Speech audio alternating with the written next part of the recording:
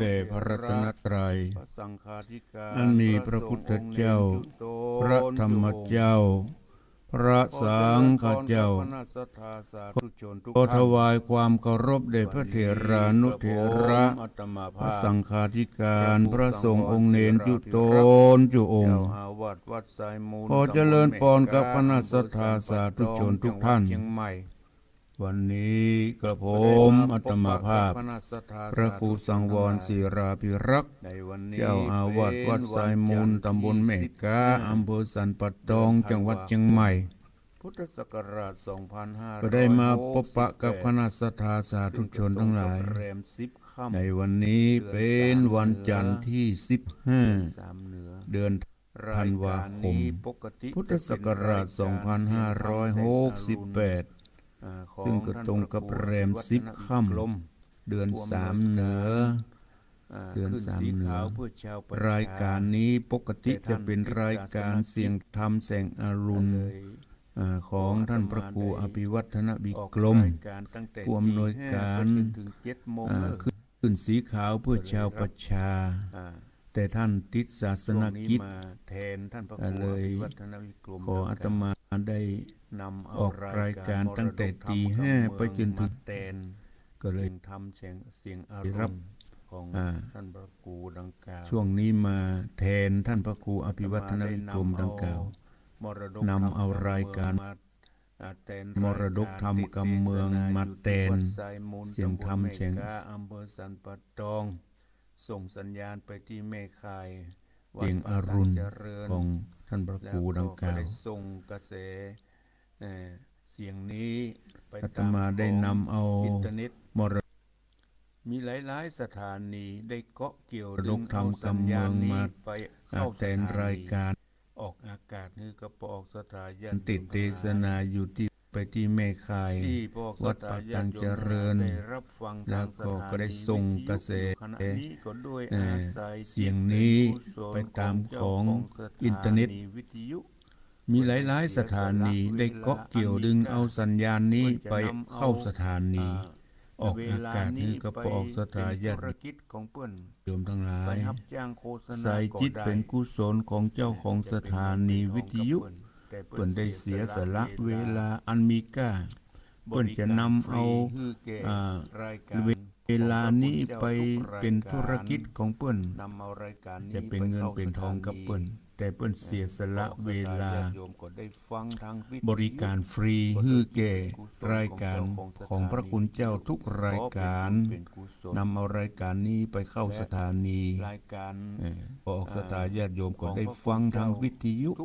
ก็โดยจิตเป็นกุศลของเจ้าของสถานีวิทยุเพราะเป็นบุญเป็นกุศล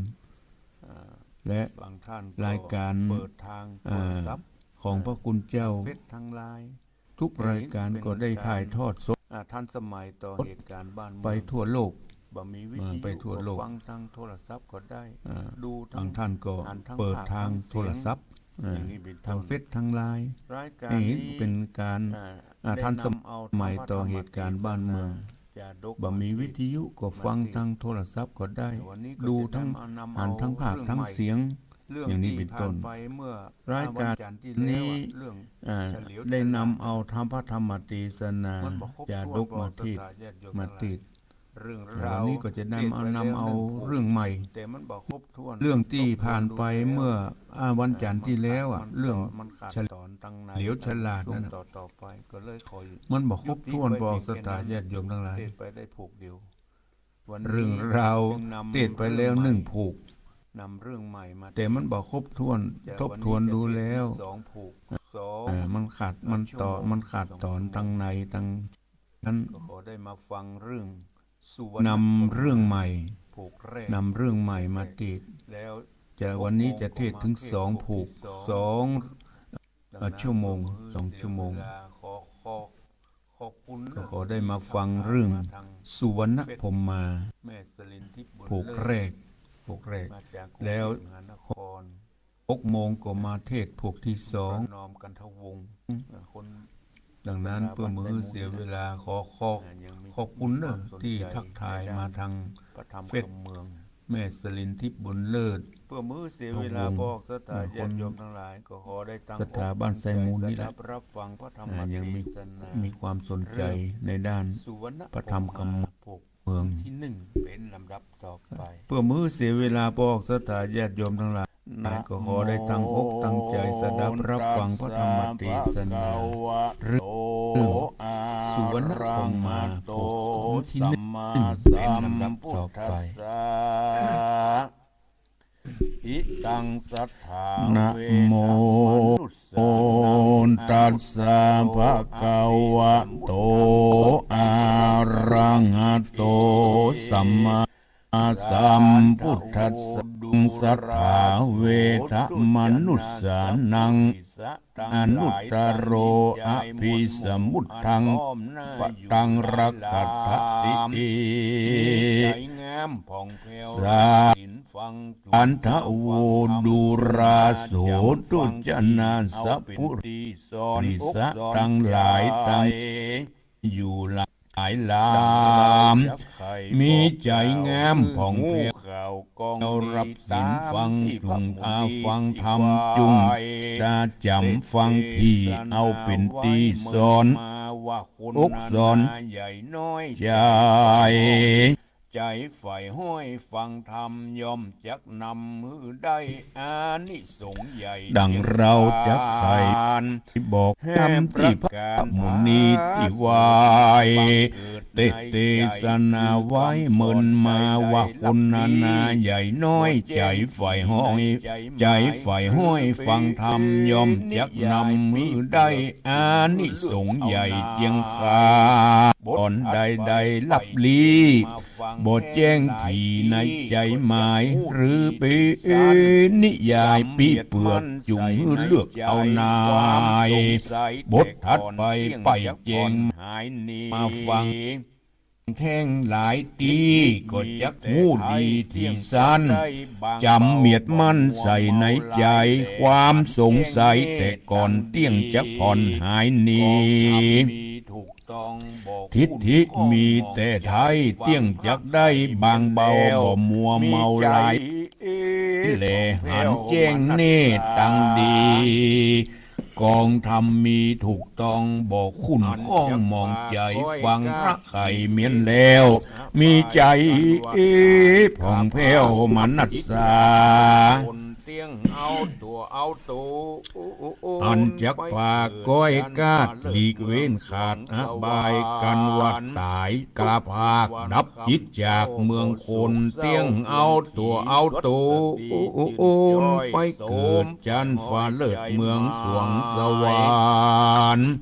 ตุกคืนวันคำเจ้าโบสุกเศร้าเครื่องขี่สวดสดีจินจ้อยโสมฝ่ายห้อยใจมาอาย ท่านตั้งหลายน้อยใหญ่จงจำไว้เป็นทราบัน ในโบราณแต่ นี้นาจักจีได้รู้ที่ตามเมถือจะดกดี จุงพำรู้ยาวไปบัดนี้ ก่อนเก่าอันนักปราชญ์เจ้าอาจจะ ยังได้หูมา สืบ ละคาบหนึ่งพระที่ โอ้ ไว้สัพ ศรัทธาตั้งหลายมวลหมู่ รู้ภัยบ่อู้ จุงพำรู้ยาวไปบัดนี้เด็ดเติบเกระดังได้หูมายังไปสับรัดรู้ภัยบ่อู้ไข่ปาน ได้เล็งหันตุกไม้แห่งสัตว์โลกใต้สงสารพระก็สามารถในอาวาสเจตวันใกล้ นอกแห่งห้องเมือง เสียงนั้นมีกองนอกแห่งห้องเมืองใหญ่มีชื่อไว้ราชธานี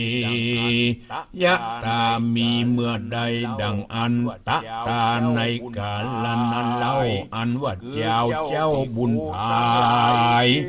คือเจ้าภิกขุตั้งหลายมวลหมู่จุมนุมอยู่ในโรงธรรม ต่างก็มาจากกรรมเป็นเหตุเพื่อจะให้พระพุทธเจ้าติดเทศนา ว่าโสดุ ราตันตังลายเฮย ว่าอาวุโส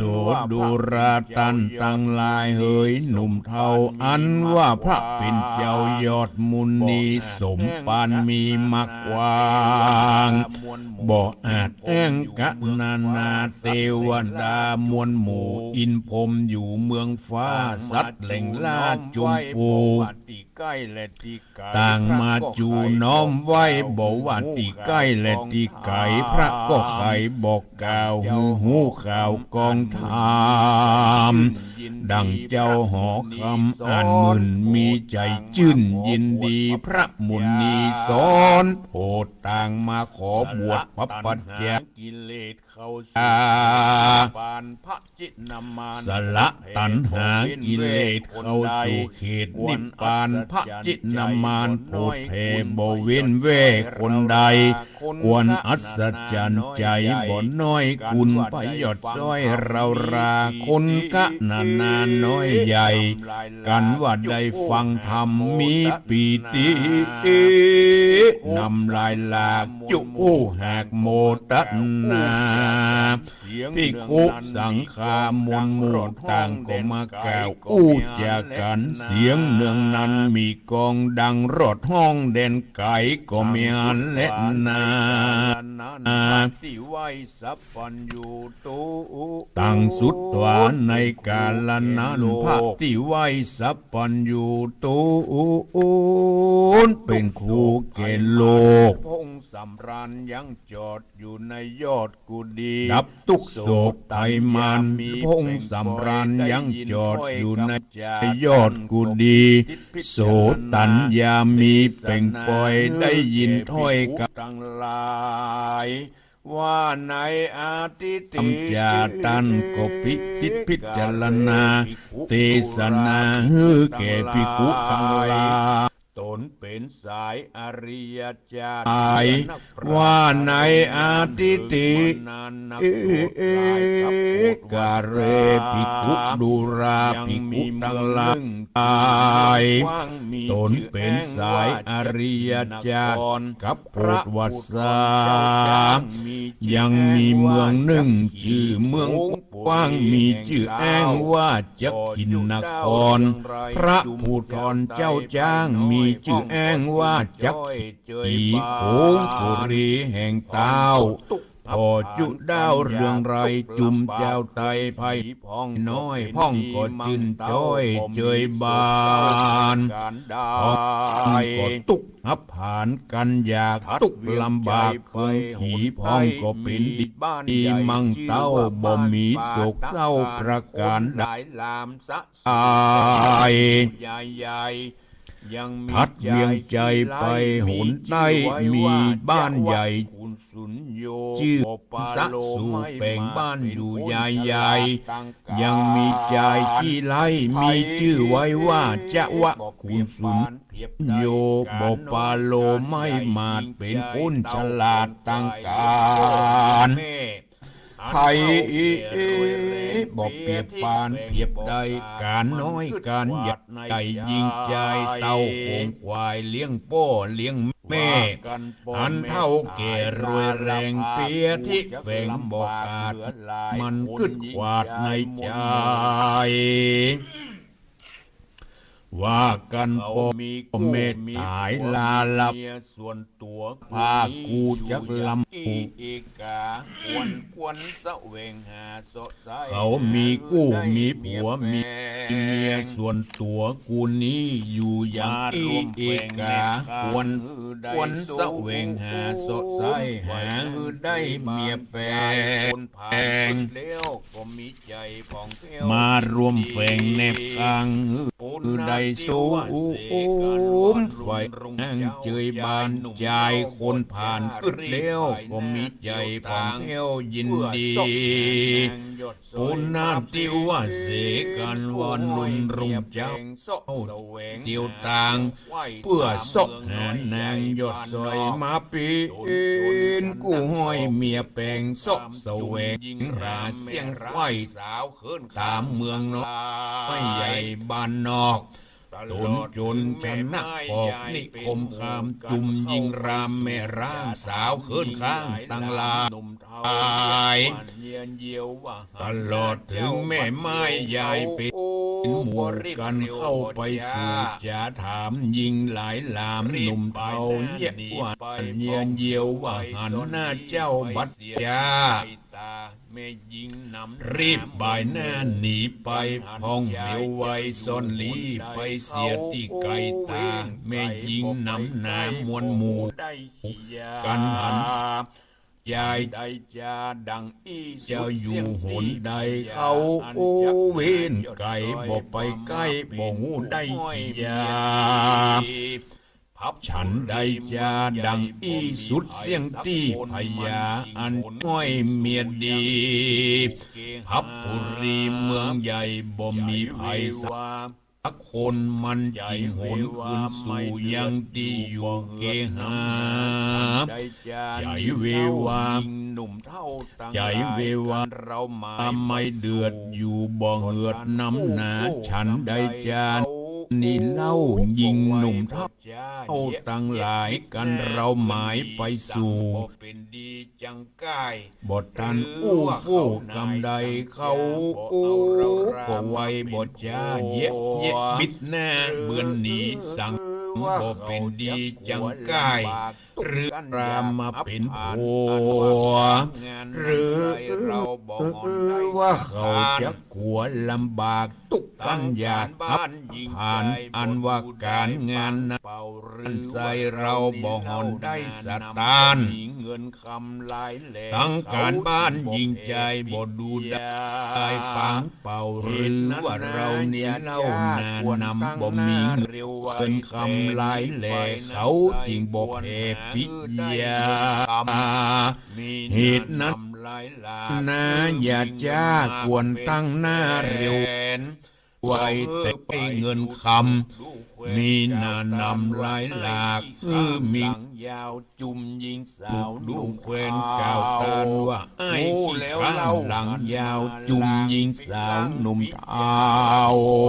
งูแล้วเล่าหันมาลางปิลังปิยารักขอดใจน้องตอดยินดีก็มีหันปัดเลนา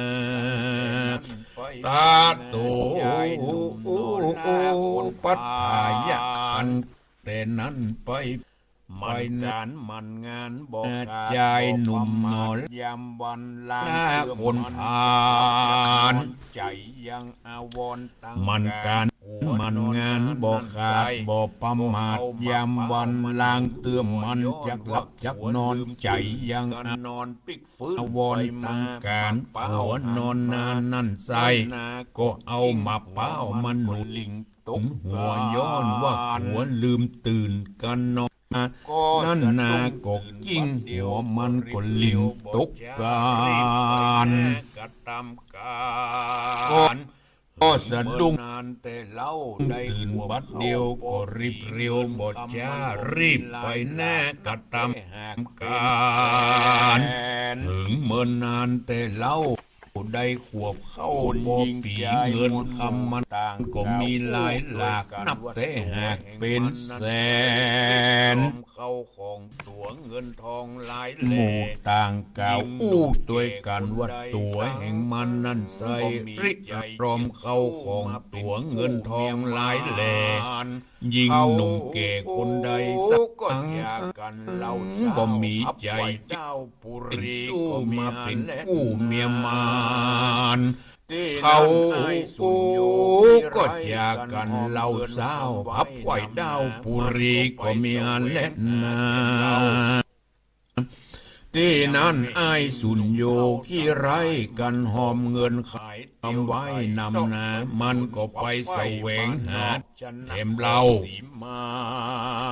ยังไม่ยิงหนุ่มจ คนเท่าตั้งหลายเมืองกวางจุมแม่ร่างยิงรามมีหลายลามใหญ่น้อยไทยออกสีบ่ไฟหอยปิยาคนพับปาลาเมืองกวางจุมแม่ร่างยิงรามมีหลายลามใหญ่น้อยไผ่บ่ไฟหอยปิยาการมันไปหาจิ้มไก่เขาก็บดยาแล้วก็บิดแน่เบือนหนีสังเป็นอย่างอี้งึดใบบ่ได้ฉันได้หรือว่ากูนี่แน่อ่างร้ายเขาจริงป้ายหนีกายโบราณเปิ้นไขเก่าว่ากันบ่ฮู้ฮือถามกันบ่แงมือย่อไอ้ขี้ไรเสียงถูกต้องกำจาและนากดดูงามเอาซ้อยจามใส่ตาในกาลนั้นไอ้ขี้ไรสุนโยก็ผัดดับผัดดาตัวปอเป็งพอจุกเองกดดูงามเอาซ้อยจามใส่ผ้าตนไปสู่หนวันมีกามาแล้วก็ออกจากเรือนตกร่างผลไปสาวขึ้นข้าสู่หนวันออกตามบ้านนอกนิคมคามแสวงหายิงรามแม่ร่าง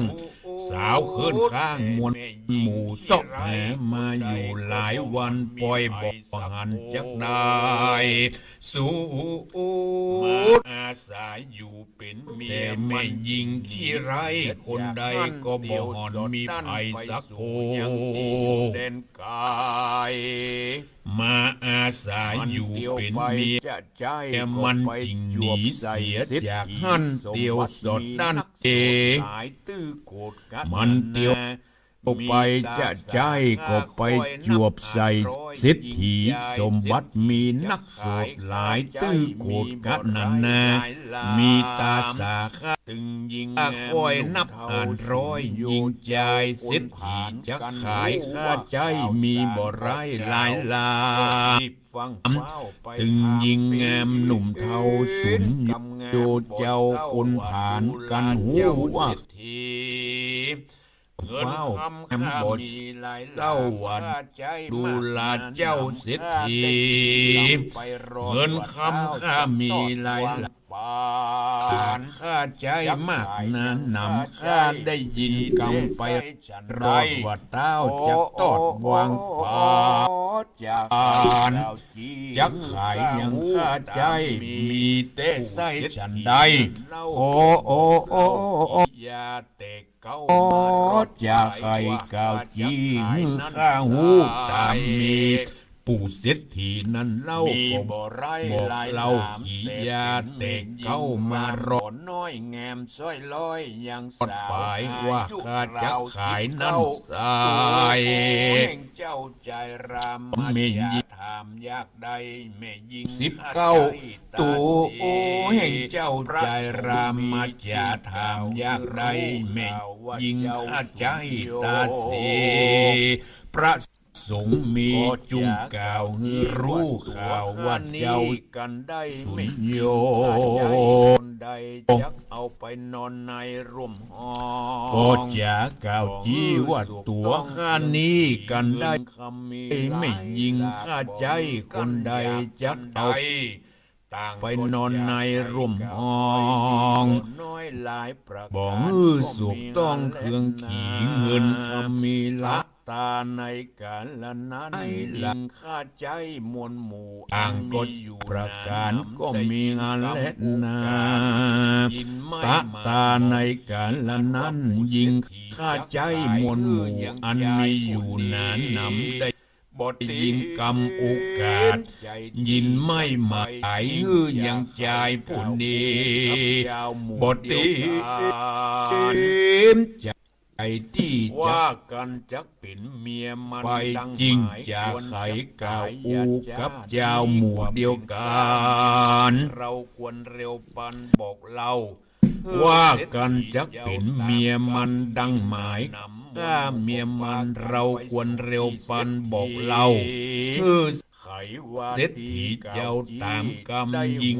นำมวลหมู่ก็ปากันจะขายตัวข้า ไปสู่ตีเศรษฐีไขว่าตีเก่าจีเอาขาย ได้หู้ที่ตามรายว่าแม่นจะขายตัวข้าไปปลายหน้านั่นไส้คอ ยังดีกว่าไป คนนี้ โดยเป็นกู้เมียมา ไผ่ต่างเรือยังดีกว่าไปอยู่ตัว ข้าไป โดยเป็น ไปเก่งยัง กู้เมียมานหรือจักฟันหลับแสเอาไปฆ่าไป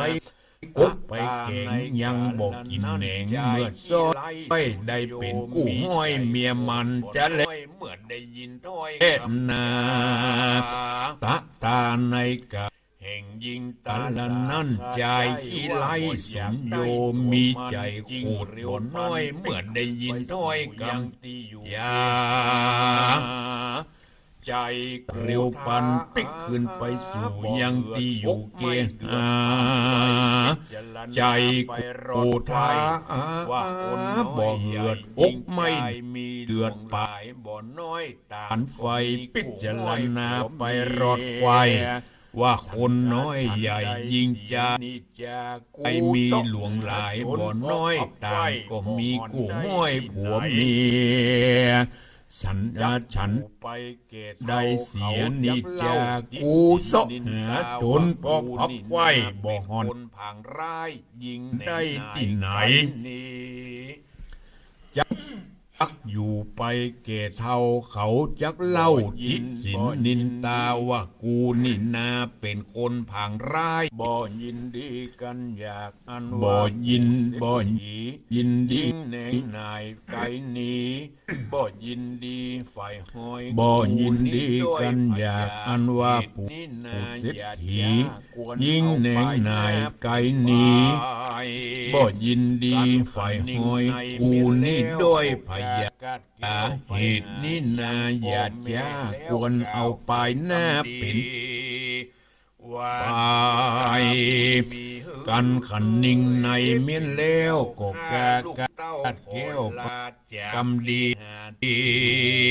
เข้าไปสู่ วานดูราบุญมีเฮื โอ้พ่อแม่ เป็น อยู่ เจ้า เย ข้าลูกเต้าขอลาจากเกียง บ่ปอนานเนิน หา จ้า ที่อยู่ บอกความหน้า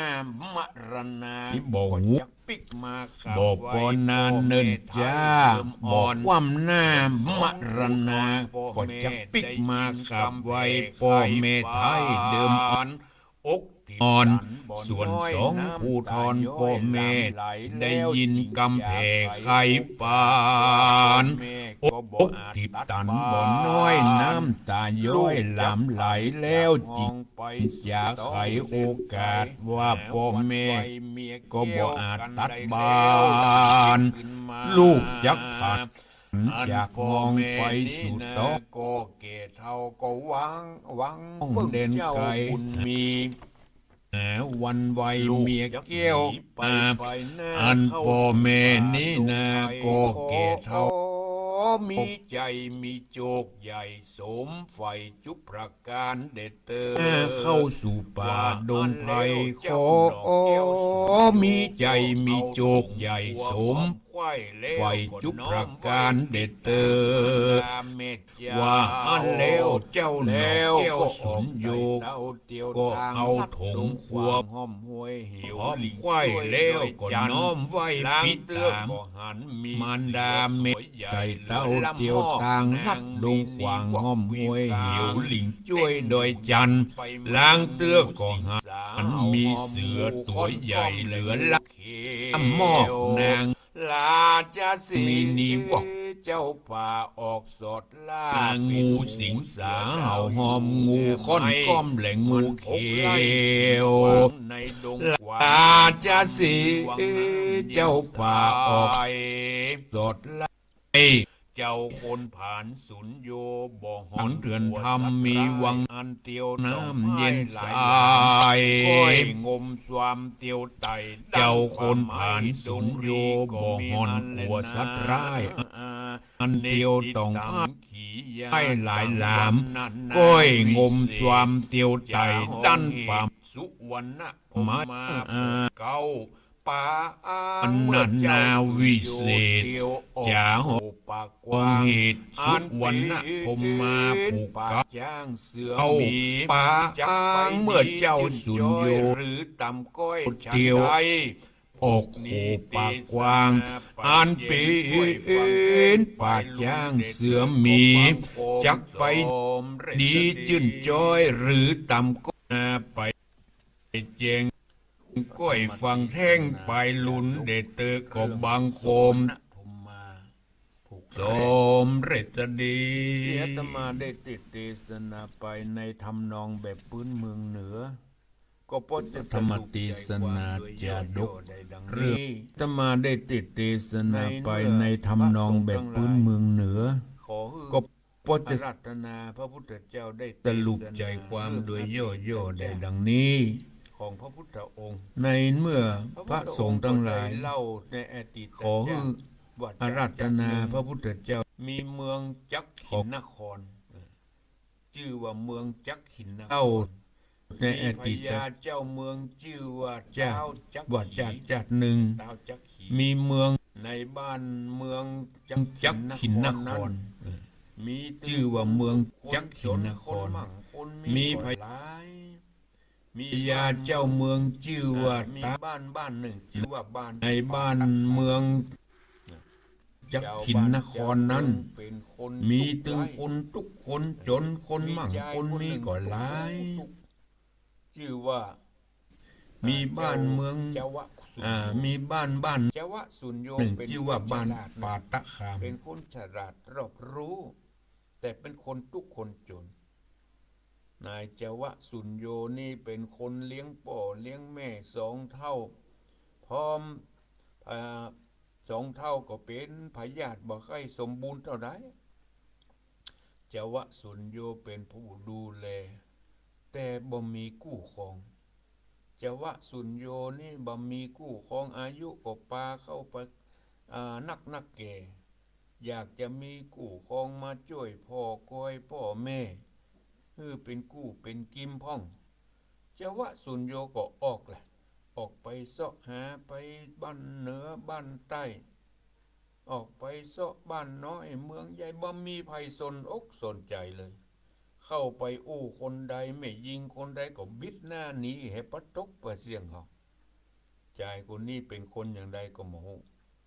ไผไปอู้คนใดก็บ่มีความสนอกสนใจบ่ไผบิดหน้าหนีให้ปะ บิด ตก หน้าหนี้ให้ปะตก บ ป อ ระ ก เสียง ว่า เขา แม่ห้างนางสา ชายว คนนี้เป็นคนอย่างใดก็บ่ แม่ ฮู้ ร่างบ่มีไผสนอกสนใจ ไป เลย ไปอู้คนใดก็บ่มี บ่มีไผ บ่มีไผ สนอกสนใจ หรือว่าเฮาเป็นคน ใจเลย จน ชายคนนี้ เจ้าวะสุนโยนึก ไป ในใจ บ่มีภัยสนใจ เฮา หรือว่าเฮาเป็น คนจนก็อย่าง คนทุกข์คนจน เอาละเป็นหยังเฮาจะพยายาม เจ้าวะสุนโยนึกในใจ ทำงาน เขา ตั้ ฮู้ ง เฮา แต่นี้ไป เป็นคนทุกข์คนจนก็อย่างใด ทำมา เอาละ กล้า เป็นหยัง ขาย เอาจะพยายามหมั่นทำการทำงาน ตั้งแต่นี้ไปจะพยายาม มีความหมั่น ทำมา เห็นไหม กล้าขาย ขนาด จะทำการทำงานจะเก็บหอมรอมริบ กลัวรับยาวพอ ใจคนนี้มีความหมั่น พอ ความขยัน สะดุ้งตื่ เด้เนอะ หัวก็คงจะ ขนาดนอนเอามาเป้ามัน ทำน้องนั้นพอฟื้น หมุนหัว ก็ บ่ จะลุกละ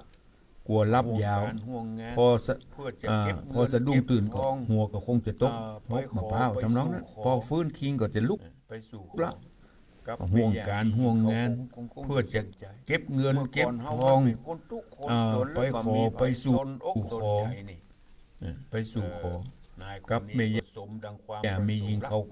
คงจะสนใจ เก็บทองไว้ เมื่อก่อนเฮามันเป็น งิไว้เป็ คน แส ทุก น ข์คนจนเลยบ่มีไผสนอกสนใจนี่อำประสงค์ละ ปลายในสมัย เก็บเงินเก็บทองไว้บูหอมเงินไว้เป็น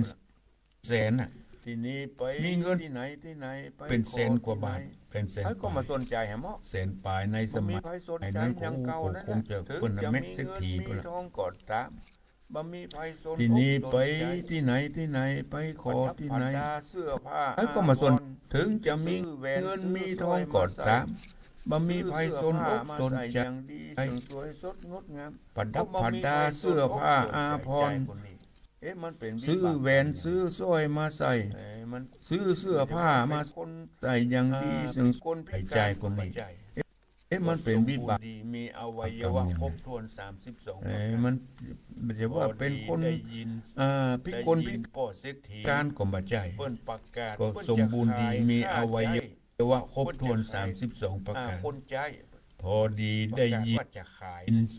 ได้ยินป้อเศรษฐี ในธรรมก็ว่าอันเนี้ย เพิ่นจะ เป็นค่าเป็นเอาท่าก ะว่าจะ ค่ ขาย คนใจมันให้นัก เพิ่น ลำไป ในธรรมเพิ่นก็ว่าอัน ป เนี้ย ระกาศขายว่ะ เป็นค่า ขาย เป็นเอาท่าค่าท่าคนใจมัน ใจ ให้นักลำไป ยายคนนี้ ก็เอามาประกาศขายว่ะ ยายเจ้าวะสุนโยคนนี้ ขาย ได้ยิน มีหญิงสาวที่เป็นค่าใจ เตรียมเงินปกเงิน จ่ายคนนี้ ปกทอง หู ไว้ เข้าใส่กัน เอ่อ จ่ายเจ้าวะสุนโยคนนี้ ได้ยิน เปิ้นกด ก็เลยเตรียมเงินเตรียมทองไปแหละ ย้ายมันนัก เตรียมเงินปกเงินปกทองไป มีหญิงสาวอายุ เอ่อ บัด ไป บางคนยัง ถาม บ่ถึง ป้อเศรษฐี สาว ไปถาม ขาย ทาสใจ ทีนี้แม่ยิงตั้งหลายมาหา อายุ ยายคน บัด นี้ บางคนยังบ่ถึงสาวเตื้อ จะขายเท่าใด จะ ก็ ขาย ยังตึตึงไป ที อยา นี้ กจะ แม่ ไปอ ยิง กับ ตั้งหลายมาหันใจคน ถ้า นี้ จะไปอยู่กับใจคนนี้จะ ถึ ย ง อม จะ ตาย ซื้อ เสีย จะขายเท่าใดก็ยังตึงบ่อยากจะไปอยู่กับใจ ใจคนนี้ ใจคนนี้ มัเป็วิบากกรรม ถ้าจะฮื้อไปอยู่กับใจคนนี้จะยอมตายสิซะ จะวะ ไปว่าอีกขึ้น เลย โอ้ ยาย หมูว่าใจคนนี้มัน เกลียด เป็นวิบากกรรมอย่างไร เกลียดในใจมัน บ่ เป็น มี อางใด ยิง ล่ำเหลือเสีย อกสนใจจะวะสุนโยคนนี้เลย แม้จะซื้อก็บ่มี ใจคนนี้ก็เลยโคตรเกลียด มาเป็นเมียของเฮาได้ โคตรเกลียดในใจ ญาติโยมทั้งหลาย มันเป็นอย่างใดล่ำเหลือเสียก็บ่มี ไปกราบลาพ่อแม่ ปอกสตาญาติโยมทั้งหลา พ่อย แม่ ใจคนนี้เสียอกเสียใจ ป่า ไปกราบลาพ่อแม่โหอู้พ่อแม่ฟังว่า เข้าป่า เอ เข้า อ ดง บัดเดี๋ยวนี้เฮา จะ จะ ขอลาเข้า ป่า ป่าเข้า ข ด อง อยู่ เด้อ กับ แม่ พ่อ เด้อ กับแม่ละ ทั้งที่พ่อแม่ก็ยังบ่ใคร เอา สมบูรณ์ จะขอลาเข้าป่าเข้าดง แอด จะขอลา พ่อ เข้า แม่ก็บ่อยาก ป่า จะ เข้า ขั ดงเด้อพ่อเด้อแม่เด้อ บ่อยากจะคัดใจ ทั้งที่พ่อแม่ประหยัดอ เมื่ อ อ ด ลูก ออด เป็น แอ อย่า ด ง แอ นี้ ด ก็จะ แต่ ตาม ก็ ใจ พ่อแม่ก็บ่อยากจะคัดใจ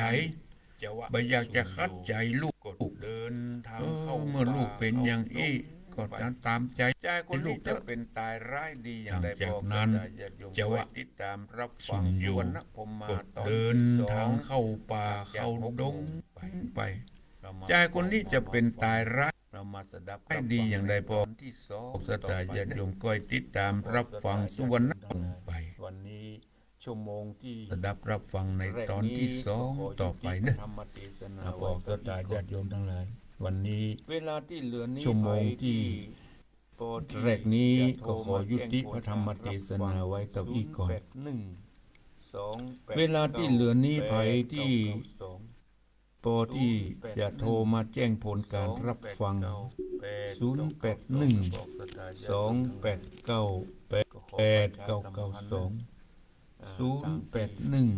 คุณกน 281 กพิชัย 289 นา 8992บอกสถาน ประชาสัมพันธ์ในวันที่ 4 มกรา ตามที่ คม69 คุณกนกพิษชัยนาได้ เชิญร่วมงาน แจ้ง กีฬาเลิก มาก็ขอให้ประชาสัมพันธ์ในวันที่ 4 มกราคม69 จัตราเชิญร่วมงานวางศิลาฤกษ์พระเจดีย์วัด เพื่อ ห้วย เป็น งู สิริ ใน มงคลในวันขึ้นปีใหม่ในบอกสดาญาติโยมทั้งหลาย ถึงวัดวาอาราม เพื่อเป็นสิริมงคลในวันขึ้นปีใหม่ในบอกสดาญาติโยมทั้งหลาย ก็ไปสืบหูรา จบเหมาะ เป็นสิริ หลังจากวันขึ้นปีใหม่ล่วงมาแล้ว 2-3 วัน จบเหมาะ วันที่4เฮาก็ไปสืบโหราชตาเป็นสิริมงคล วันที่ 4 ในวันขึ้นปีใหม่ 2560 จบเหมาะพอดีเจนจวนเนอะศรัทธาที่พอที่จะไปได้ ตอน วันที่ ได้จ้าพระครูเจ้า 2560 โทร แม่ มา ฟั จาง ก อยู่เนอะ โทรมาจากไหน จากแม่เรือนเจ็ดต่อวังเหนือลำ เรื พู อน นเจ้า วังเหนือ เลยจ้าพระครูเจ้า เจ้าชัดเจนเจ้าแม่ฟังเจ็ดต่อคิดเจ้า อ๋อ90 ชัดเจนเลย ลู นะ ก แม่ ชา เรื ย อนเนาะ เรียกกระเป๋าเจ้าเจ้าชัดเจนเจ้า โอ้ เจ้าขึ้นเข้าคิดเจ้าโอ้ก่อนที่ล้อทำน่ะ ฟังชัด บ้าน เจน ลูกชายเรียกกระเป๋าเจ้า ขอบคุณแม่เรือนเนอะ เจ้าเจ้าโอ้ก่อนที่ล้อทำน่ะ ฟังไปเรื่อยๆเนอะเดี๋ยวฟังต่อให้เนอะเดี๋ยวฟังต่อให้เนอะ เจ้าเจ้าแม่สบายใจเนอะ เจริญปอน ที่ไหน เจ ก็ ดีย์ เอ๊ะ เจริญปอน ครับไม่สารนางให้พระครู การฟังชัดเจนดีเนาะพอบุญตัน โอ้ เนาะ มาจาก ฟังเจนกันตีความ ที่ เจ ไหน ดีย์ต ก็ ลอด เอ้ ทั้งยอด ยอด ได้ยิน จีนดีเนาะพอบุญตันเนาะ หลายรายการ อ้อ ครับครับ สน ฟัง ใจ เจน พ กัน ระธรรม ตี เทศ ฟัง นา ตลอดทั้งนั้นเนอ โอ้ก็ ค ได้ รับ ได้ มั่ ยิ น น ใจแล้วท่านเน พอ อ บุญตันโทรมาหลายรายการเหมือนกัน วัฒนธรรมเนาะ ครับ สนใจฟังพระธรรมเทศนาพื้นเมืองเนาะ บ้าน ค จี รับ น ครับ เป็นการ มั่นใจแล้วท่านเนอ เป็นการช่วยกันอนุรักษ์วัฒนธรรมเนาะ ครับ เจริญพร บ้าน ครับ เจ ไม่ ดีย์ สา เจดีย์สามยอดบุญรักษาอยู่ดีมีสุข มาทางเฟซทางไล ครับ น์ เจริญพ แม่อำพรโลหะ ขอบุญตัน ที่หลังอำเภอ ขอ นี้ ขอบคุณท่านที่ได้ทักทายมาทางเฟซทางไลน์นะ ขาว แม่อำพรโลหะ แม่สมศรีใจบุญ อยู่ที่หลังอำเภอ พ่อ ลี คำนวณกำลัง แม่สายฝนจันทร์กุณะ คำนวณกำลัง แม่สมศรีใจบุญ ฟัง พ่อคำนวณกำลังแข็งพ่อคำนวณกำลัง ปูอยู่เนอะ แข็ง ฟังทางเฟซ7014ขึ้น อันนี้ฟัง ไลฟ์ส่ง อันนี้เป็นภาษาอังกฤษ วันเสาร์นักเรียน ฟังหลวงปู่อยู่เนอะฟังทางเฟซ 7014ขึ้นสีขาวทางไลน์ส่ง แม่ กลุ่มปฏิบัติวันเสาร์ สีเทพดำร นัก ง เรียนผู้สูงอายุแม่เพ็ญเดือนเพ็ญทิมหวัง แม่พิสมัย สีเทพดำรง เมษเดือนเพ็ญทิมวัง นี่เป็นภาษาอังกฤษไหวสาอนุโมท ทุก นา เสียงทุกสายที่ได้ทัก เม ทา ษ ย เดือน มา เพ็ญ ทา ทิ ง มหวัง โทรศัพท์ก็ดีทาง เออ เฟซ ขอข ก็ อบคุ ดี ณอนุโมทนา ขอบคุณเนอะ นาทุกเสียงทุกสาย จำนวนกำลังแข่ง ที่ได้ทักทายมาดี 081 จำนวนกำลังแข่ง 992อยู่ที่ไหนฟังชัดเจนหรือไม่ 0812898992 รายการ5 โมงถึง 6 โมง ที่ไหน แล้วก็ ฟัง 6 ชัดเจนหรือไม่ ต่อแฮมปุ๊กหนึ่ง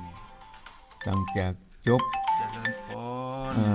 รายกา เจ้าร ไม่สาเจ้า 5 โมงถึง 6 ท่าน โม พระ ง ครูไม่ฟัง แล้วก็ เนอ 6 โมงถึง 7 โมงต่อแฮม ชัด พุกหนึ่ง ฟังเจ้า แม่พิสมัย เจ้าขึ้นบนยวัดชัดเจนเลยเจ้า เจ้า ฟังชัดเจน เจ้าไม่สาเจ้าเจ้าก็ได้ท่านพระครูไม่ฟังอยู่เนอไม่พิสมัยนะ เทพดำรงนี่นะ เจ้า เจ้า มาทางเฟซละกรรมแล้วนะ เจ้าก็ได้จะฟังต่อไปเนาะ สมัยสีเทพดำรงนี่นะ ติดตามตลอดเจ้าก็ได้จะฟังต่อเนาะ ที่ก็ทักมาทางเฟซละกรรมแล้วเนาะ มีสู้ เจ้า โอ้ขอบคุณขอบคุณ สา บุญ ธุ รัก สาธุเจ้าเจ้าติดตามตลอดเจ้าก็ได้จะฟังต่อ ท เนาะ โอ้บุญรักษา ำถ้าเฮา อยู่ดีมี บัตร สุ ตั้งใจ ข เต๊ะๆก็ฟั เจ้าสาธุสาธุเจ้าไว้แต่เจ้า ที่ การฟังธรรมพื้นเมือง แต่งเนื้อ ถ้า ความ เอา เอาก็มาสรุป เป็นเนื้อเรื่อง สรุปเพื่อฟังก็ ที่ จะได้ฮู้เรื่องฮู้รา เป็ วน สำนวนที่เปิ้นได้ตกแต่งเนื้อความ เอาก็มาสรุปให้ฟัง ส ก็จะได้ รุปเพื่อฟังก็จะได้ฮู้เรื่องฮู้ราวพอสังเขปเมื่อเราได้ฮู้เรื่องฮู้ราวจับใจความได้ ก็จะได้สาระจากการ สรุป ฟัง 10 ในการ 5 นาทีก็จะพอ เนื้อเรื่อง ข้ใจ ต่าง สาระ ๆ ที่ยืดยาว ของพระธรรมเทศนา เอาเทศมาประมาณ อย่างที่คำว่าจะว่า 30-40 นา สุญ ที โญ ก็จะพอเข้าใจ สุญโญนี่หมายถึง ศาสนา การสูญเป้า อย่าง หรือ ที่ ว่าอวัย คำว่าว ะ จะ ขาดไป แต่ว่าสุญโยนี่หมายถึงสุญโยนี่หมายถึง แต่ในเนื้อห การสูญเป้า ยังบ่ได้ละ หรือ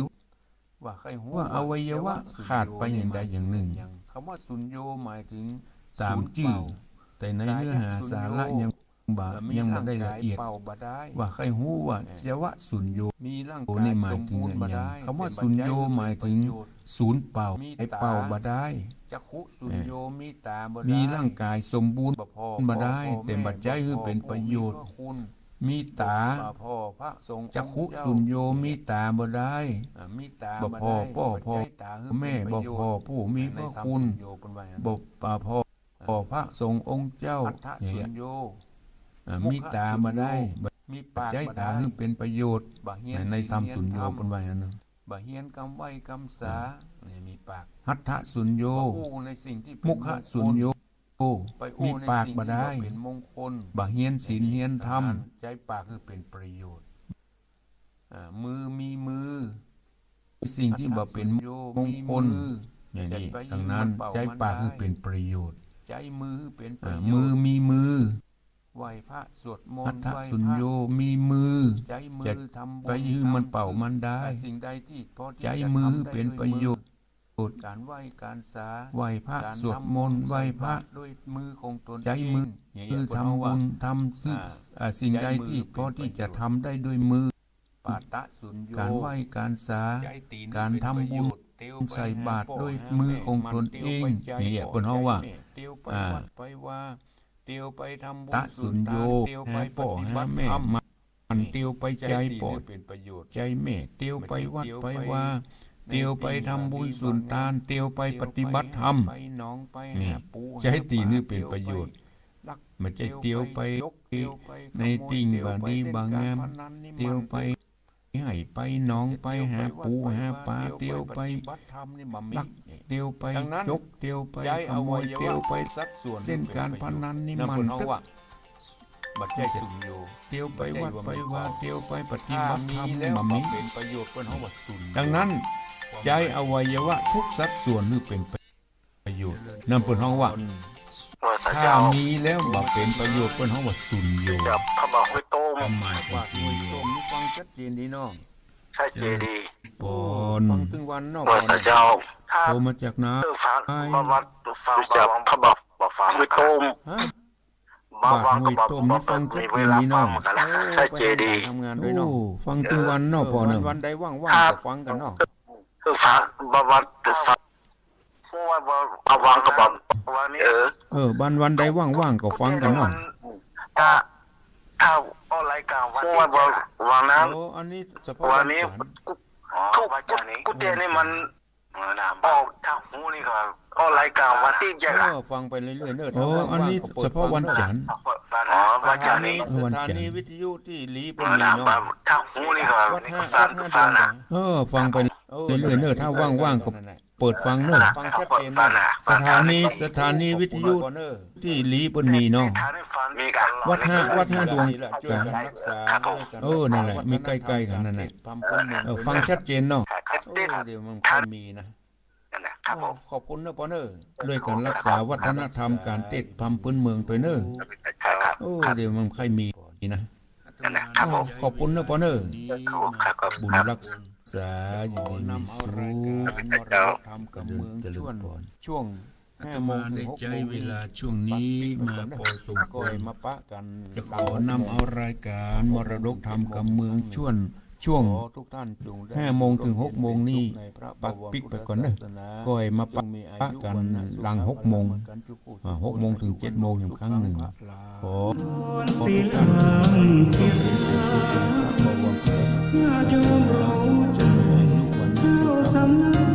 นศีลอันเทียมญาติโยมรู้จักเป้าสังกินแห่งวัดสวาติปัญโมเป็นมงเอกสันปะทองกินเนื้อญาติธรรมเชียงใหม่นำปูมุนเพื่อนชื่นชม บาปทำกำยังเดือนลึกไหลนั่งศพมาหายใจแจ่มใสชื่นตาเสื่อมขึ้นสีขาวประชาประชาบนชายคำ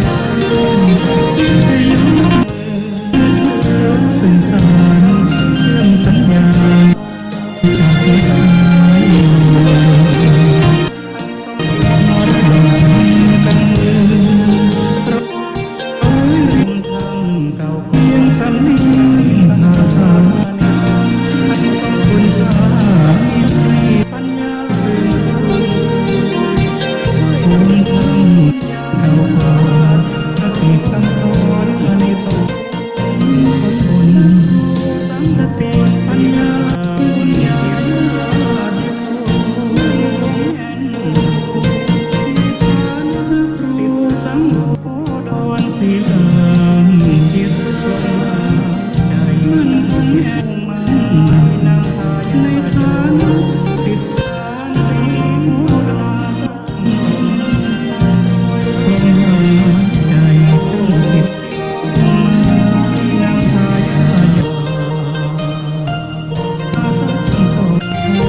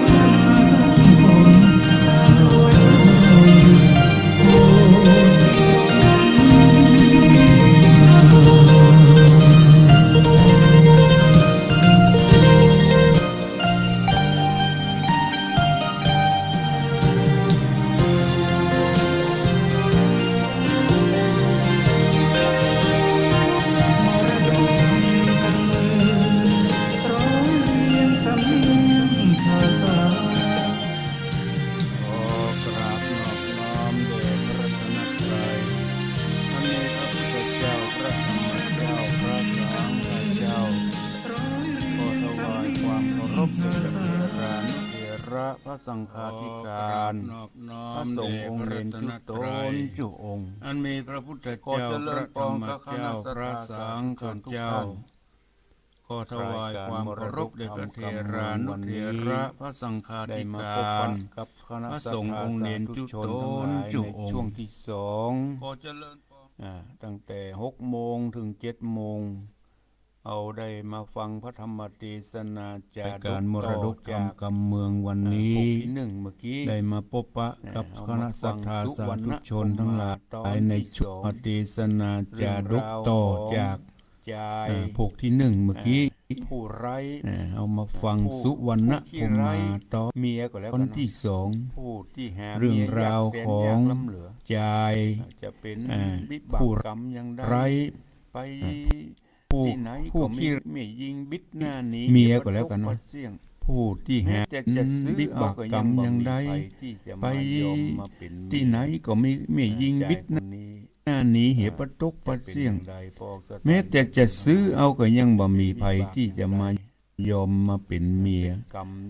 ใจคนนี้จะเป็นอย่างไรพวกสัตยาติโยมทั้งหลายจะเป็นวิบากอย่างใดเอามาฟังเป็นกรรมอย่างใดที่ตามมาหรือภัยหันก็บิดหน้านี้เหตุประตกประเสี่ยงผมบอกอย่าเอามาฟังสดับรับฟังพระธรรมเทศนาจาดกเรื่องสุวรรณภูมิตอนที่2อารังหะโตสัมมาสัมพุทธัสสะอารังหะโตสัมมาสัมพุทธัสสะราสัพพุริสะตังลาสัตถุโนสัทธัมมังสุตวาสาทโวดุราสัพพุริสะตังหลายตั้งยิ่งใจมวลหมู่อันเข้ามาสู่ตั้งอกตั้งใจฟังธรรมยอดมุนีตามกาลมีมารอดใจติดสอดตามธรรมยอมจักนำปูนจากต่างทุกต่างยากเครื่องขีฟังพระธรรมเทศนามีอานิสงส์มากกว้างบอกอาจอ้างไข่ปันกันดับขันกลาภาตายเสียจากเมืองคนย่อมเอาตัวอุ่นไปเกิดที่ประเสริฐเกษมสรียักษ์สวดสดีจืนจ้อยในภาษาจ้อยเจียงคานหึงเมินนานตาหลายหลากปันปีหากเป็นธารากันไกกากล้อยกาดจากภาษาเมืองโบนมาเกิดเป็นคนลุ่มฟ้าพยากาเรียวไวจักเรียนอันใดก็ได้สูมดังมักไฟใจหมายรดูตั้งโอกาหลายพยาธิบ่มาปาดอินทรีย์สมบัติมีบ่ไรดูตั้งใจเตตานสุขสำราญคำเจ้าทาราบต่อเต้าจราบัดนี้นะจักขอที่ได้หูที่ตามเมถึงใจเครื่องขี่จะวัดสุญโยตั้งแต่เดินโขดันเถื่อนบ่มีเปื้อนปอสองดันตรงหนอมวยบุกป่ากล้วยเครือเส้นตีข้ามดงรีป่าไม้ดังที่กล่าวไว้หนสลังดังพระจิงแจ้งเทศนาวางกัจจินุโคโพโตกุศลังดังนี้เป็นต้นภิกขเวดุราภิกขุสงฆ์ทั้งหลายโตนเป็นสายอริยเจ้าศีลบ่เศร้าขาวใสกันว่าเจ้าสุญโยเตียวไต่เต้าดันป่าใหญ่ดงรีลูกไม้มีหลายหลากตามใจหากยักกินหล่นตามดินมักเต้าเจ้าเก็บกินต่างเขาต้นไม้ เที่ยวไปกันว่าคำที่ไหนก็นอนหันขึ้นดันต้นไม้เศร้า นอนถึงวันรอนลุงเจ้าก็เตียวไต่เตาพายผ่านได้15 วันบ่เสร็จก็ไปรอดสู่เขตราศีศีลงามดีบ่สาวมีชื่อไว้ว่าสิปวิชาจริงเข้าไปหาพ่อพลสีน้อมไว้ดีเจ้าตีแล้วไขว่าตีอ่อนอ้อยตามบัดถอยบาลีว่ากัจฉินุโคโพโตกุสลังกันจิพนโตอะนามยังกันจิอุเชนะยะทาเปทะดังเนว่าข้าขอก็น้อมไหว้พระบาทไทยบุญมียังสวัสดีคำเจ้าบทสุขเศร้าประการใดโรคาภัยพยาธิก็บ่มาปากคือว่ากับป่าเศร้ามีลายลูกไม้หัวมันยังปอฉันต่างเข้าสัตว์ป่าเศร้ามีลายเหลือบยุงกายบินผ่านรินร้อยจ้วนเหลือดงงูบ่ส่งงูบ่ลงสดลาจุมสัตว์ป่าตัวร้ายบ่ต้องพ่ายมาหาเจริญว่าอันที่นั้นเจ้าสิป้าวิจารสีจริงไขกรรมเราดีตอบถอยซึ่งเจ้านอนน้อยเจ้าวะสุญโยว่าเราสุขูคำเจ้าบ่สุขเศร้าประการใดโรคาภัยหายหาดบ่มาปาดในตนสัตว์ภัยสนหลายหลากมีเมตตาแล้วหักหนีไปตลอดถึงยุงรินไรมีหลายมันก็บ่จุกแง่มากายมาใกล้บ่หอนใดเครื่องขี่ลูกไม้ก็มีหลายแหล่ตีมจุกแง่ดงตันยังปอฉันต่างเข้าเจ้าหนอนเน่าบุญนาเปื้อนสหายฉันได้จะมารอดเดียวดันสอดดงเขียวตัวคนเดียวดันเถื่อนบ่มีเปื้อนสหายตนคำใจน้อยอ่อนบ้านอยู่บ่อนเด่นใดอยู่ไกลหรือว่าใกล้ต่างติดโขงดาวเขตบุรีชื่อเจ้ามีเก่าถอยเจ้าไฟห้อยอสังจาจุงไข่จะบอกกล่าวฮือหูข่าวตามแนวเด็ดเตอที่นั่นเจ้าสุญโยหนุ่มน้อยก็ตอบถ้อยสียาลำดับตั้งแต่เก้าสุดปลายด้วยปริยายหลายแหล่บ่เว้นแว่บทใดจีดงไพและสีเทาฟังกำว่าเจ้าไขมายินขุนนาบ่น้อยจริงตอบถ้อยไขปานว่าเจ้าอย่าได้ผันสดล่าจุงอยู่ป่าดงดำปั๊มเป็นธรรมจะใจเพื่อฮือได้สุกันยากเจยบานคนสามานมนหมู่อันข้างอยู่ในโลกาพร้อมมะนาถากันอยากตุกลำอีหลากตามกรรมวิบากของไผของมันจักมาตันมีตอบใจคือได้ร้ายเครื่องกาบางคนเกิดมาตั้งแต่น้อยมีพยาธิมาจ่องห้อยบินเป็นผีต้องเป็นคนตาบอดบอดแจ้งรอดเล็งหันห้องหูตันหนวกใบพ้องบ่หอนได้ยินเสียงพ้องมีเนื้อหนังเด็กเบาลายดังเต่าเล็กตกโตพ้องปลาโลปากวิบบ่ล้วนเตียงรู้ความเงียงยางมีบ่มันบ่เตียงรู้ความเงียงไปมารู้ชะราเกตเท่าปีเดียที่แผ่มีหลายพ้องกดตายยามหนุ่มยามน้อยพ้องกัน มันกัดก้อยยามตามทางเกชลาบ่มี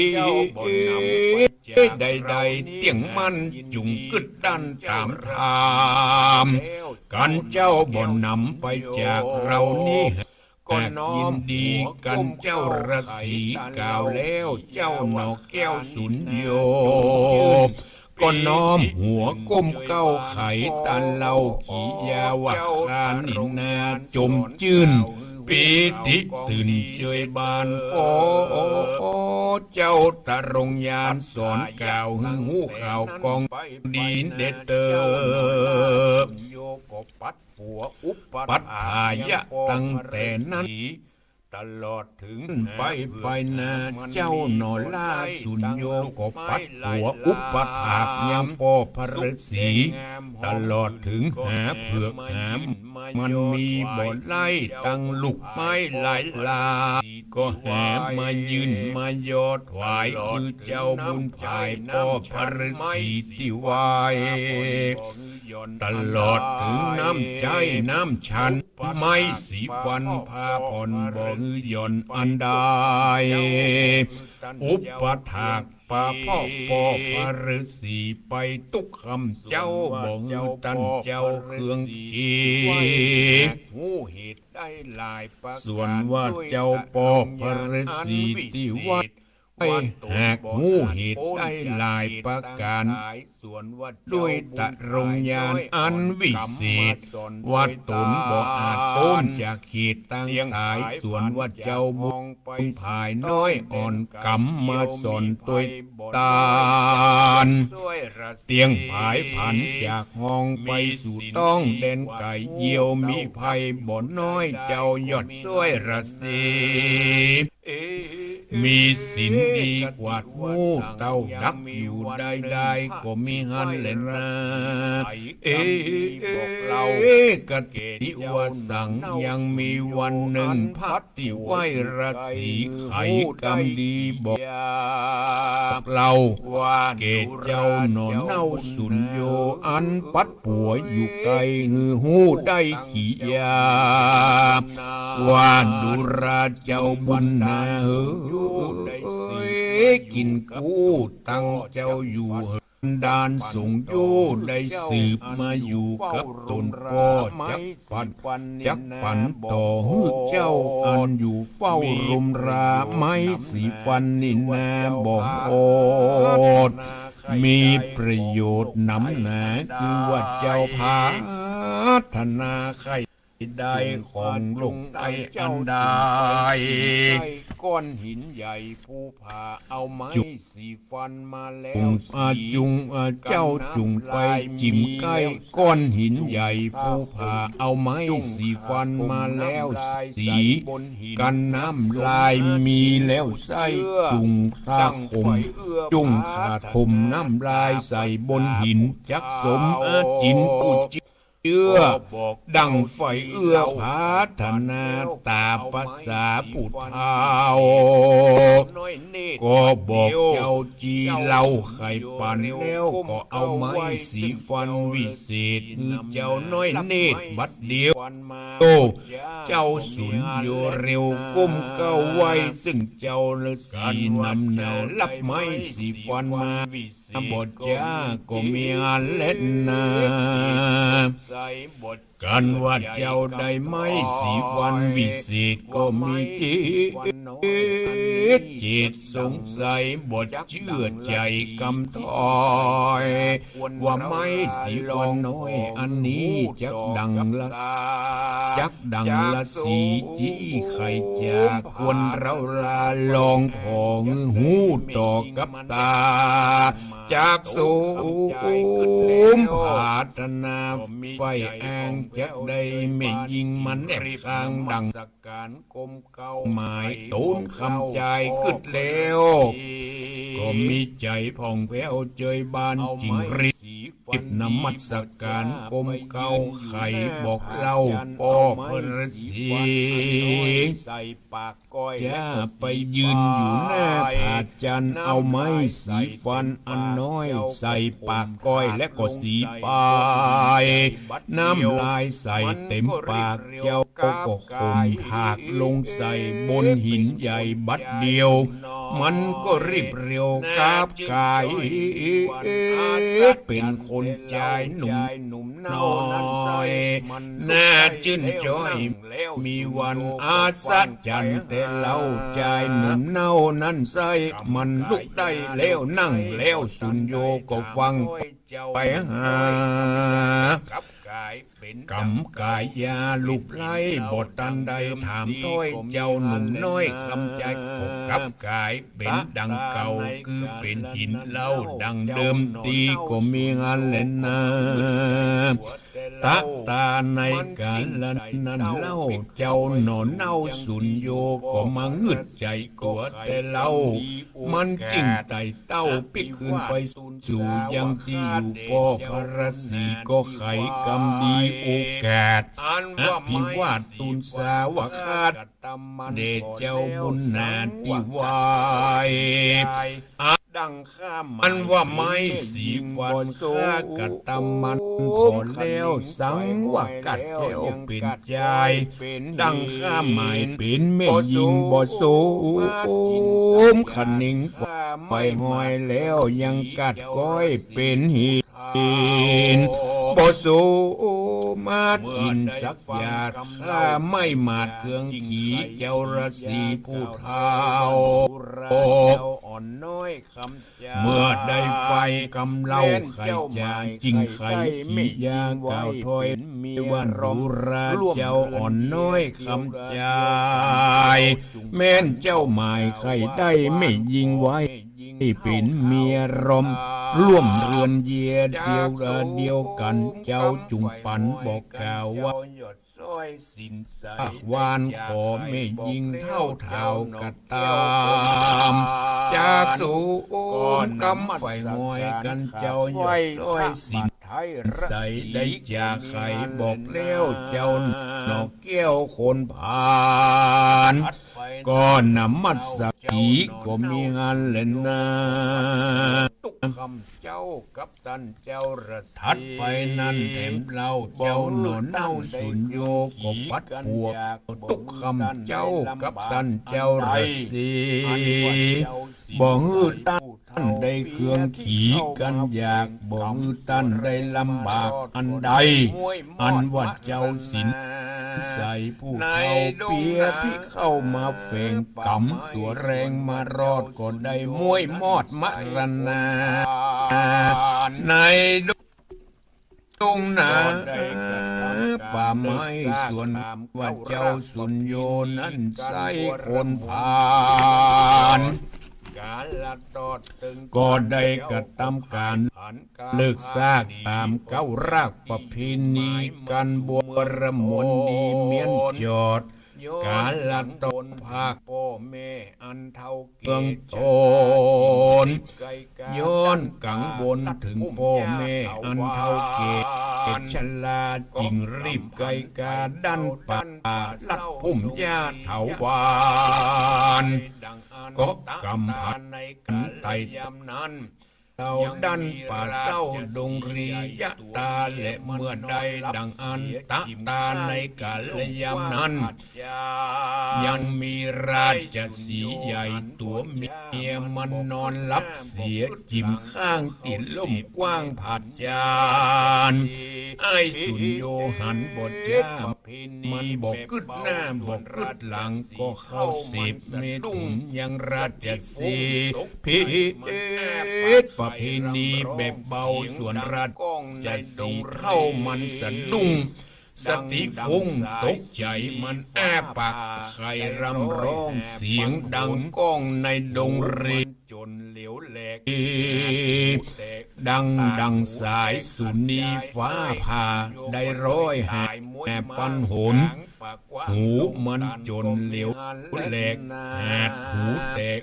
ปากหูแตกขาดใจไอ้สุนโยก็เลยตายจะเล่าถึงยังเสร็จก็มีหันและจักวันนาจะเล่าถึงยังเสร็จที่เก่าผู้หนึ่งบ้านอยู่ใต้ปุรีเมืองพมตัดมีข้างขอบอยู่บ้านนอกแดนไกลเมียตายหนีเสียริมดงไทยปากกว้างมีชื่อแองว่าปทุมเศรษฐีเมียตายหนีเสียจากลาระภาคเมินมามีทิดว่าสุดานอนเป็นเก่างามบ่เศร้าเป็นแม่ยิงสองเป่าปิงนอนน้อยมีจื่อสวยนามว่าสุจดาเป็นเก่าผู้น้องเน่าชื่อว่าอมราเจ้าสองขาทานผู้ปี1018ผู้น้องแขวนเป็นทารา17ปีมาขวบควายส่วนปีเก้านั้นใจใจหมัดไม่มัวดำกัดดำกำตั้งบาปอันกะหยาบนานาไขขี้ยาเก่าถอยด้วยกำเป็นป่วยบ่ดีกำบ่มีก็มาแป่งใส่กำบ่ใหญ่แป่งแหเป็นคนปาลาขี้ข้านการตั้งบ้านจุอย่างนางก็บ่จ้างอันใดกันกินแล้วก็ไปแอวสอดต่อเต้ารอดยามวานบ่อยู่เรือนมันสักเตื้อแอวสอดยื้อไปมาสะเวงหาตังถอยจ้าคือกามาคุณ5ตัวใส่ตัวอมราบ่หอนกัวอบายบ่ละอายเผิดนาส่วนนางนอนล่าอมรานางก็มีอุตสาหบักบันขยันมันกันสันงานบ่นอนนานขี้ข้านปัดกวาดว่านเรือนดีเสื้อผ้ามีซักตากเขานะหากปัจจัยที่อยู่ที่อาศัยยังจอดต่อเต้ารอดที่นอนมุงและหมอนเสือสาดทวนเจาะถ้วยจ้อนถาดโอไหเข้าของใดๆเครื่องใจกีเบียดไว้ของไผ่ของมารบ่สูญการเรียราดนางน้อยนาดอมรายังมีใจคุณหน้าไฟห้อยเกข้าค่อยยิงใจมีใจผายจมจืนหูยกยื่นโยปั่นยังหัวมันลูกไม้ของกินใจตามเมหูอันจุรีก้มเก้ายังคนแก่คนเฒ่าชราของบงยาหูบงสาพ่อแม่หูจักเท่าเกียรตานายหูสหายพี่น้องใจอ่วงของบงยายมีใจเกื้อหนุนกระทำบุญใส่บาตรบ่ได้ขาดสักวันคนใดไก่คนไก่คนไก่ใหญ่น้อยตั้งข้าขอให้ยิงใจต่างก็มีใจพายรักขอดยังนางยอดอมราส่วนพิตาพ่อเจ้าก็รักนางนอนเนาเสมอตานางสุจันทร์ใจนางดาปีเก้าหันปอดเจ้ารักน้องใจอ่วงคองเลือดตนนางกังวลลายหลากใจนางหากริษยาปิดย้อนสมบัติมีมักเต้าว่ากันเมินเครื่องขี่ย้อนสมบัติมีมักเต้าตูนปอดเจ้านั้นใส่เตียงยกฮือเป็นน้องผู้บ่ได้ข้องอันใดนางขันนิ่งในบ่ขาดหูทักปาดในใจบ่อาจไขเก่าหูฮือไผ่หูขี้ยาเล่นนากติวสังยังมีในวันหนึ่งเสร็จ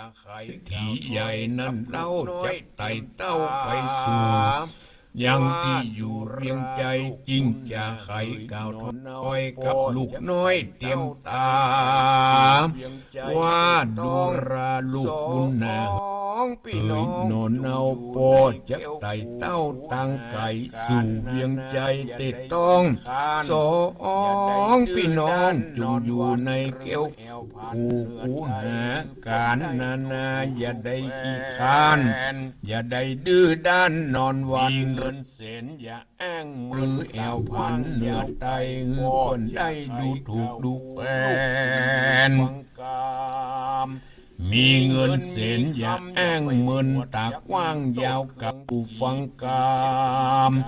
มีเงินมีคำอย่าไปอวดจักมีโตดเครื่องขี่ปูเศรษฐีกล่าวแล้วก็กากาแก้วไกลกลาจากกีหาที่ว่าบูเศรษฐีหน้าสู่ปุรีก็มีอันเล็ดนากันว่าปู่เศรษฐีไปแล้วสองนอกแก้วพี่น้องอันอยู่แห่งห้องเกหานางอมรานอนน้อยรู้ไฟห้อยก็ปัดกวาดเสือของทามนางฟังกำป้อไทยอันบอกไว้สอนปันนางขยันปัดกวาดเสือและสาดที่อยู่หอนนายบ่ได้ขี้ข้านกระทำการบ้านนาส่วนนางสุจตาผู้เป็นปีใจหุ้มหีนำนามีกิริยากระดังไข่กาวมึงเป็นกำดายมีตึงด่าตึงแจ้งไปพระหายด่าคนยิงใจหมาหมูเป็นมึงเป็นมักขนาบกระทำบาปนากันปิตาบ่อยู่นางก็ไปสู่ไปหาจู้ใจล้างเตื้อผ่านภายจากห้องลักเอาเครื่องย่องลายหลามคือสวยงามมุกกมาดแล้วก้อยกาดหลายสีแก้วก็กาอาดหลายสีเข้าของมีหลายเล่นำไปเพปันไม้เอาไปซื้อเอาไปขายบดย่างมือปอกกาเด่นไก่ได้เงินคำใส่บ่ไรดูตั้งใจและกินนางมีตันหายินจุมจืนบ้านผู้อื่นหลายวันที่นั่นเล่าแล้วจริงหายผ่านปอกเต้าคืนที่เก่าเกหาจะเล่นนาส่วนปอเศรษฐีนั่นเล่ากันว่าไต่เต้าไปสู่ยังที่อยู่ปุรีกิจการมีเมียนจอดก็กึดรอดปิกมาเรือนตนมาหน้ายินสั่งการหลายหลากว่าเข้าของมากมีหลายสั่งว่าหายกว่าจอยจริงถามลูกน้อยของตนว่าดูราลูกตามนเอ่ยนอนนาวตั้งแต่ปอดไต่เต้าไปสู่ยังที่อยู่ปุรีเข้าของมีหลายหลากใสว่าพระภาคหนีหายเข้าของหลายนั่นสาไปไผเอาไปใจไปกินสังว่ามันยินไข้วูสูจุงกาวอู้ตามมีเล่นนานิทิตังขียาสังวันนาวิเศษจะห้องเหตุยังสุวรรณจอยมาปิงทวนสองปางเมื่อเข้าของเศรษฐีได้หายหนีกว่าจอยจริงถามลูกน้อยสายตาจักปีนฉันได้จาใครหูผูกหน้ามีอยู่ดาฟังผูกนี้ยังบอกไปแจงก้อยฟังแท่งไปลุนเด็ดเตนาก็บังโอมโสมเร็ดสดีธรรมติสนานาจาดกเรื่องสุวรรณภูมิตอนที่สองเยตมาได้ติดเทศนาไปในธรรมนองแบบพื้นเมืองเหนือก็ด้วยความเสียอกเสียใจตั้งจากที่นายเจวะสุญโยหนีเข้าป่าเข้าดง ด้วยความเสียอกเสียใจที่บ่มียิงใดมาสนอกสนใจในตัวของสุนโยสุนโยตามต่างปลาป่อลาแม่เข้าป่าเข้าดงค่ำที่ไหนนอนหั่นกินผลหมากลากไม้ตามต่างตามหนต่างเมื่อเจ้าเข้าป่าเข้าดงไปหลายมื้อหลายวันผ่านไปถึง15 วันเข้าไปปะใส่พ่อพลฤาษีห้อยพลฤาษีเล่าให้ฟังว่าของเจ้าวะสุนโยเจ้าก็เล่าให้ฟังว่าอยู่ในบ้านในจองบ่มีไผสนอกสนใจบ่มีใครสนอกสนใจอยู่กับพ่อกับแม่เฒ่าแก่ชราอยากจะได้คู่ครองอยากจะได้แม่ยิงมาเป็นคู่ครองมาเป็นเมียก็บ่มีไผสนอกสนใจบ่มีไผสนอกสนใจจะว่าเฮาทุกข์เฮายากก็บ่ใจเฮาก็มีเงินมีทองมีเงินมีทองถึงจะไปแลกไปซื้อเอาก็มามีไผที่สนอกสนใจจนมีคนมาออกปากว่าถ้าได้เป็นเมียของชายคนนี้ขอยอมตายสิดีกว่าถึงขนาดนี้ได้อู้ได้จากับพ่อพลฤาษีพ่อพลฤาษีพ่อพลฤาษีก็ได้เตือนเจ้าว่าเจ้าสุนโยมันเป็นอนิจจังบ่มันบ่เที่ยงพ่องอนาถาอยากไรพ่องมั่งมีตุ่นเต้าพ่องสมดังความมุ่งมา่ปรารถนาพ่องกดทุกข์กดจนสุดแต่บุญแต่กรรมของภัยของมันที่ได้สร้างไว้ในภพก่อนจัดก่อนบางคนมีพยาธิมาแฝงบางคนก็อยู่สุขสบายบางคนก็ทุกข์ทรมานพ่องหูตาหนวกบอดพ่องปาโลปากเวงพ่องแขนขาดิ้นด้วนมีต่างๆนานาเน้อเจ้าเน้อตามกรรมของตนของภัยของมันที่ได้สร้างมากรรมมุนาวัตติโลโกสัตว์โลกเป็นไปตามกรรมพ่องก็อายุสั้นพ่องก็อายุยืนยาวพ่องก็ตายตั้งแต่ในท้องบ่ได้หันโลกก็ตายเหียก่อนพ่องเป็นละอ่อนตายไว้รุ่นตายบางคนก็ตายเท่าตายแก่เมื่อเจ้าหู้อย่างอีแล้วเจ้าจงปฏิบัติแต่ต่างดีเน้อเจ้าเน้อมีการเนื้อตานักตั้งใจสาสินเมตตาภาวนาต่างที่เป็นบุญเป็นกุศลฮือเจ้ารีบฮือเจ้าตั้งอกตั้งใจกระทำแต่คุณงามความดีบ่ว่าตั้งกายบ่ว่าตั้งวาจาและตั้งจิตตั้งใจกึดตั้งใดก็คือกึดในทางที่เป็นกุศลเน้อเจ้าเน้อวางจิตวางใจพ่อพลฤาษีอย่าไปโกรธเพิ่นก็เตือนเมื่อเจ้าบ่สมความประสงค์เจ้าก็ต้องทำจิตทำใจวางจิตวางใจอย่าไปโกรธไปเครียดถือว่าเป็นกรรมของเฮาเจ้าพลฤาษีเตือนเจ้าสุนโยเจ้าสุนโยก็ได้อุปถากรับใจพ่อพลฤาษีตึงมือตึงวันก็หาหัวมันลูกพลฤาษีเป็นประจำไม่หาน้ำกินน้ำฉันน้ำใจหัวมันลูกไม้น้ำดื่มน้ำฉันมาฮือแก่พ่อพลฤาษีเป็นขอเจ้าได้ตั้งอกห้องเจ้าสุดดีฮือพ่อจะมีของดีฮือขอให้เจ้าได้ตั้งอกตั้งใจทำคุณงามความดีต่อไปอย่าท้อถอยเอาเกิดมาเป็นคนอย่าฮือเสียคนอย่าฮือเสียประโยชน์ทำมาแล้วฮือใจชีวิตฮือเป็นประโยชน์ดังนั้นเจ้าก็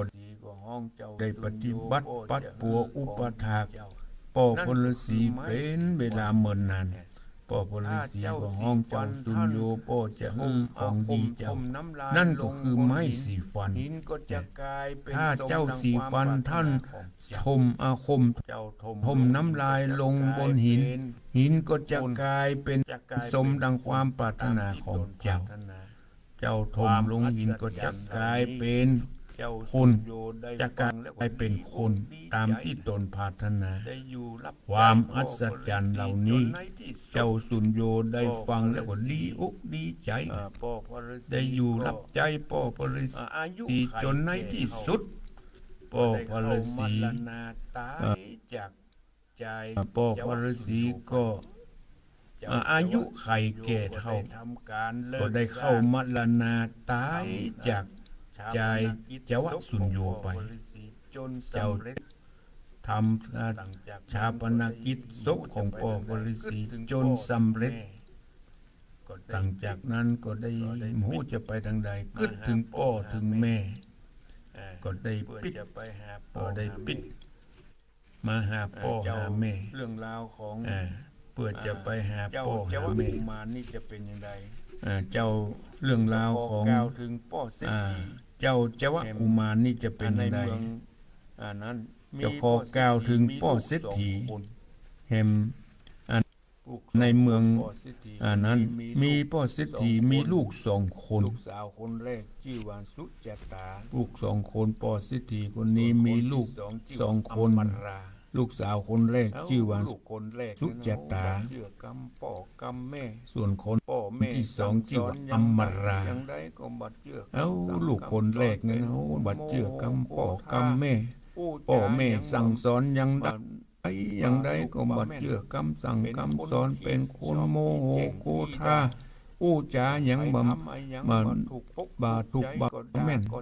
เป็นคนที่ชอบที่เจ๋งที่ด่า เป็นคนขี้ ไผทำไอ้ยังบ่ถูกอกถูกใจก็ด่าก็เจ็บ ในหน้าที่การงานของ โก แม่ โห บ้าน โก ของ ธา บ้านของจอ เป็น ง คนขี้ข้าน ส่วน ชอบแอวบ้านเหนือบ้านใต้บ่สนใจในหน้าที่การงานของแม่บ้านของบ้านของจอง เป็นคนหมั่นขยัน ส่วนน้องอมราเป็นคนเอาใจเอาการเอางานเป็นคนมีศีลมีธรรม การเอางาน เป็นคนหมั่นขยันทำการทำงานบ้านจองหอเรือนเจ็ดถูกวาดเพี้ยวเอาการเอางานบักในขี้ข้านใด ธุระใน ๆหลัง บ้าน จาก เมือง นั้นอยู่มาบ่เมินบันนานป้อเศรษฐีเปิ้นก็อยากจะไป บ้านจองหอ ธุระ เรือน ในบ้านเมืองอื่น หลังจาก มอบหมายให้ลูก ออกจากบ้าน พ่อคอยดูแล บ้านจองหอเรือน โอกาสได้ เรือน โกาส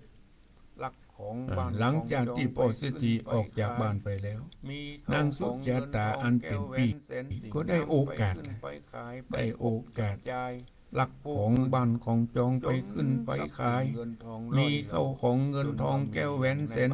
สิ่งนำไปขึ้นไปขายไปคบจับจ่ายผู้อื่น จนทรัพย์สินเงินทองล่อยหลอจนบ่มีอย่างในบ้านในจอง ส่วนนาง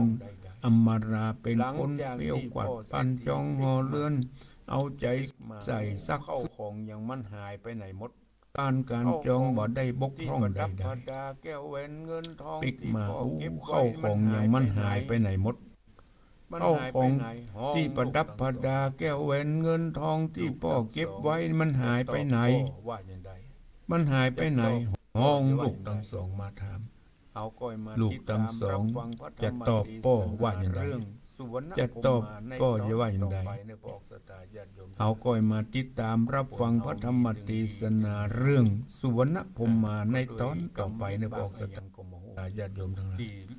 มาเกิด คนเฮามีตึงดีตึง บาง ร้าย คนก็มีความเชื่อ ก็ด้วยกรรมวิบากอะไรอย่างก็หม สอนง่าย ที่ บางคนอย่าง มาเกิดเป็นลูกพ่อลูกแม่ บางคนก็มี ป่าหือป่อ ความเชื่อ อก มีความเป็นคนว่าง่ายสอนง่าย พ่อแม่สบายอก บางคนอย่างมันลึกแต่เน้อมันเหลือกรรมแต่เน้อป่าหือพ่อแม่ทุกอกทุกใจ บางคนก็ทำมือพ่อแม่นั่นพ่อสตาญาติโยมทั้งหลา เอา ย มีความสบาย การทำบุญสุนทานการทำ แหมอย่างหนึ่งก็ เอามีความสบายอกสบายใจ สอนตั้งแต่น้อยๆ แถมอย่างหนึ่ง ฝึกหัด ก็อยู่ที่ปอดที่แม่ได้ฝึกได้หัดได้สั่งได้สอนตั้งแต่น้อย ไม่อ่อน ๆฝึกหัดทำคุณงามความดี ถ้าไม่ ตั้งแต่ ก่มันดัดยาปอดสตาร์ หนุ่มๆน้อย ทันใดก็เช่นเดียวกัน ๆไม้อ่อน ก็เอามาเปรียบ ย่อมดัดง่าย เพื่อให้เข ถ้าไม้แก่แล้วมันดัดยาก เอา ปอ ละ ด ปอก สตาร์ สตาร์ ญาติโยมทั้งหลาย ญาติโยมทั้งหลาย ชั้นใดก็เช่นเดียวกัน เวลาที่เหลือนี้ไผ เอา ที่ มา จะ เปรียบ แจ้ง เที ผ ยบ ลการรับฟัง เพื่อให้เข้าใจง่าย 081 ง่าย 2 เอาละปอกสตาร์ญาติโยมทั้งหลาย 992 เวลาที่เหลือนี้ไผที่จะแจ้งผลการรับฟัง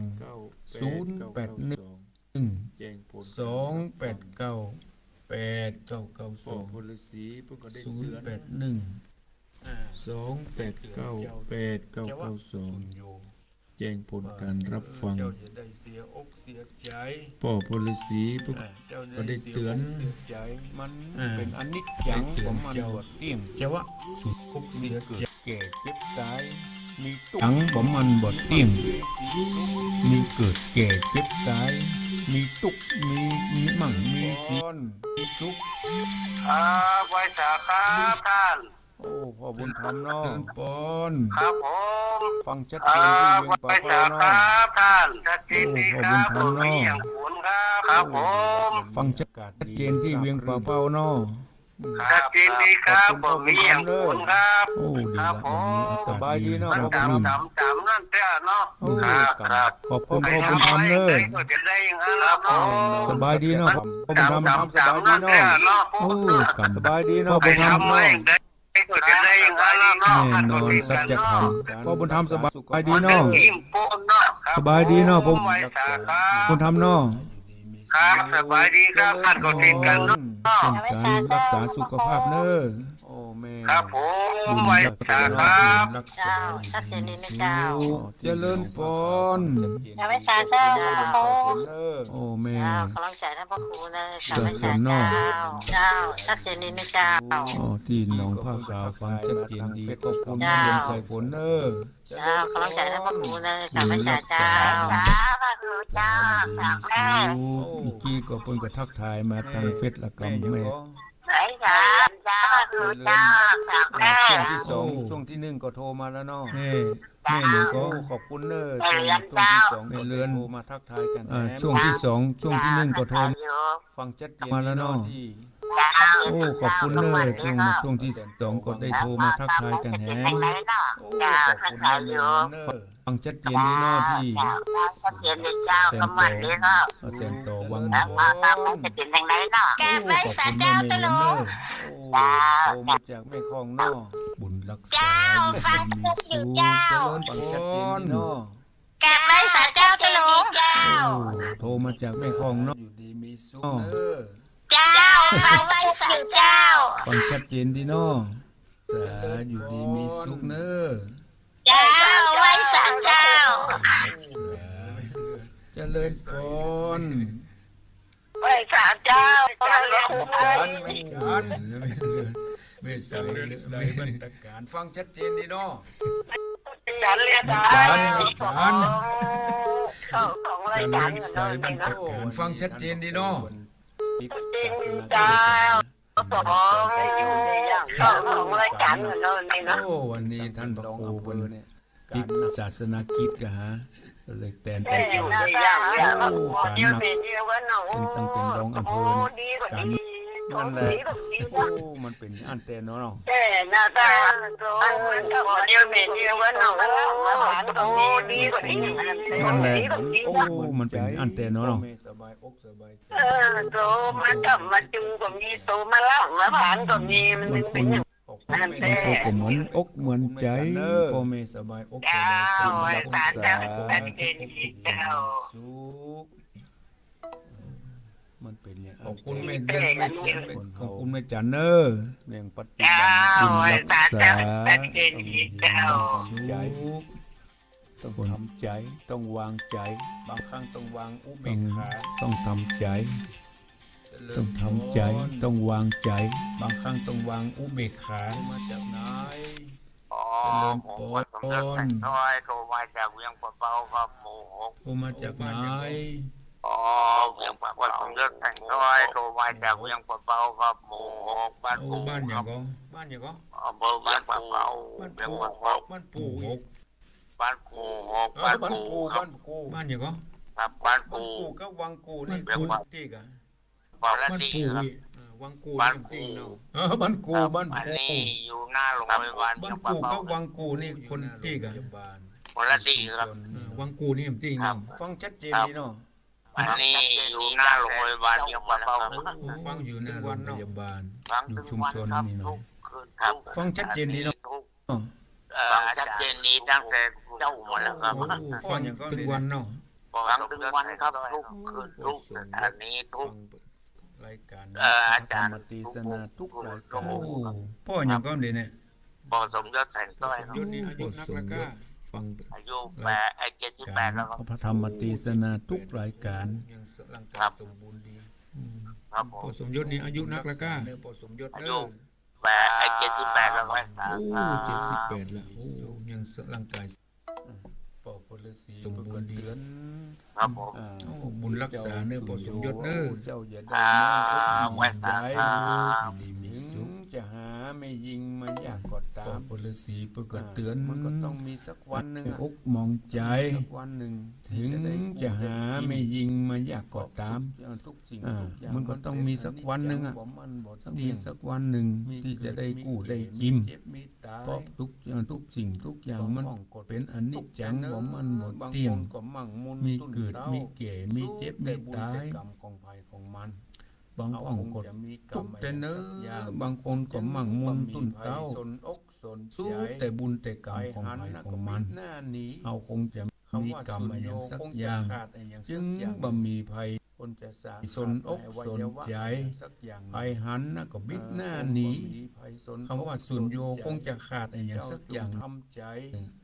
คนจะสาขาดในอวัยวะอะไรอย่างสักอย่างหนึ่งคงบ่มีภัยสนอกสนใจ เจ้าจงทำใจ ทรมาน คนเฮาเกิดมาบางคนก็มีพยาธิบางคนก็ทุกข์ทรมาน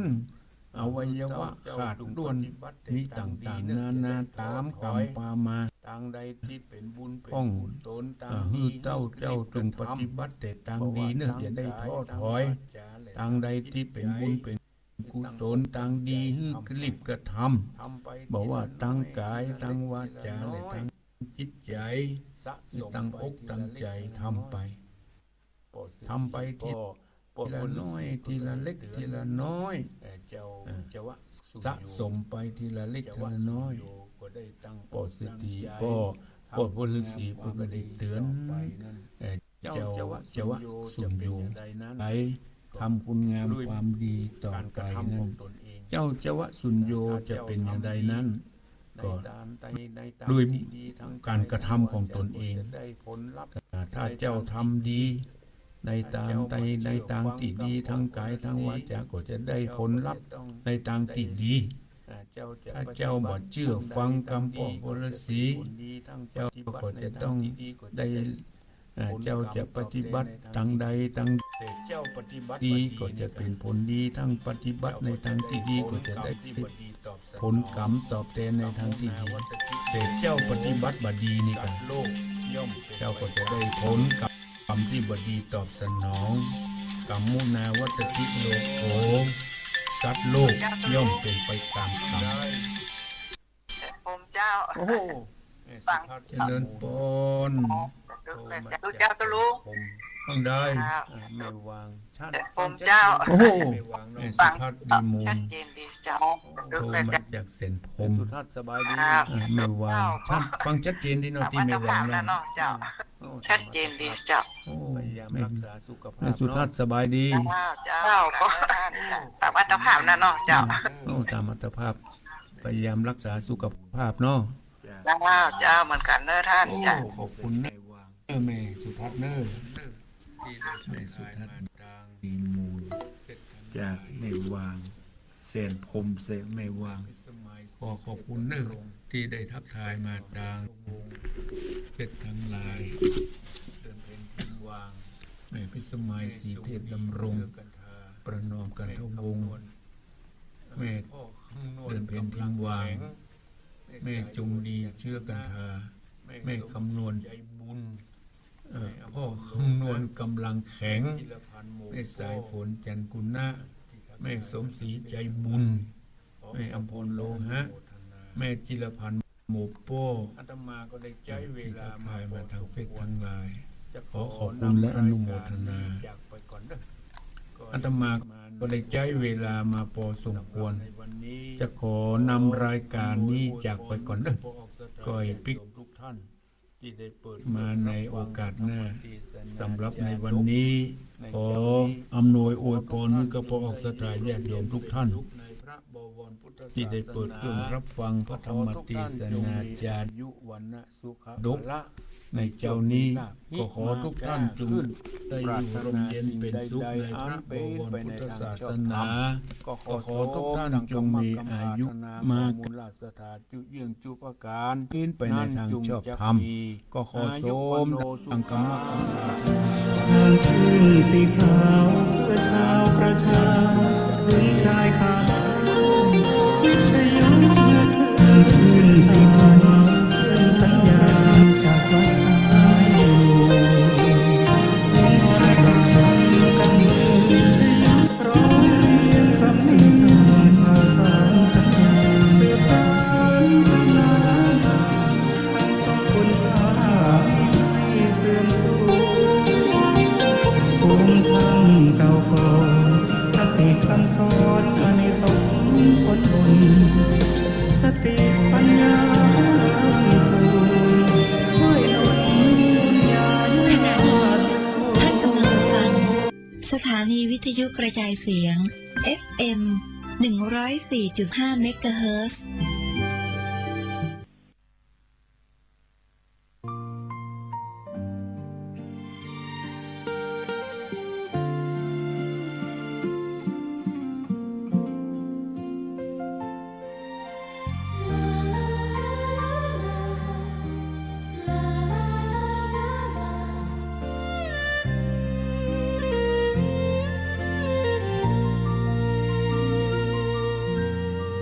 แสงทองร่ำไรในยามอุตสายังเห็นพระเมตตาอยู่ทุกแห่งหนน้ำพระทัยฉโลมใจคนทั่วพื้น